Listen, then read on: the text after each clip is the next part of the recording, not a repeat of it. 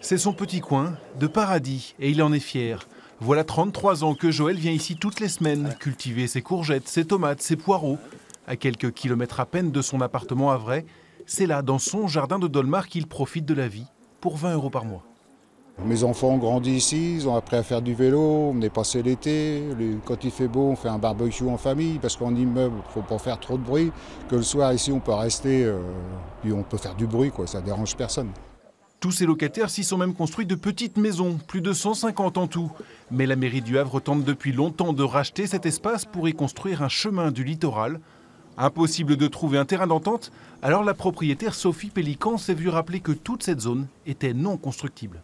Les gens se sont installés au fur et à mesure des années, forcément ont apporté des améliorations à leurs petites cabanes. C'est devenu maintenant des lieux de vacances, des lieux de... C'est comme une grande famille ici. Ça a pris de l'ampleur tout ça, mais c'est illégal. Mais c'est illégal. Première concernée par les futurs travaux en 2020, Fanny. Elle a installé ses chevaux et poneys ici pour sa fille qui pratique l'équitation en toute saison. Elle paye 70 € mensuels pour 1,5 hectare et ne s'imagine pas ailleurs. C'est inabordable à l'extérieur, tout en sachant qu'une pension pour cheval ou pour poney, c'est 375 € par mois, en général dans les centres équestres. On en a 4, donc imaginez le total, donc non, c'est pas possible. Et pourtant, la mairie a déjà commencé la procédure d'expropriation et affirme qu'elle proposera aux locataires d'autres jardins familiaux en échange.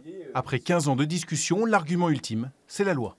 Certains Havrais n'ont pas d'autorisation de faire des travaux ou parfois on leur demande de démolir les travaux qu'ils ont faits pour respecter le plan local d'urbanisme. Là, on est dans un espace naturel sensible. En plus, on ne peut pas accepter éternellement une sorte de camping illégal. La ville prépare d'ailleurs un deuxième combat contre la propriétaire. Son père, aujourd'hui décédé, était l'exploitant de l'ancienne décharge Dolmar, dont les restes de plastique et de métal débordent de la falaise, juste à côté des jardins.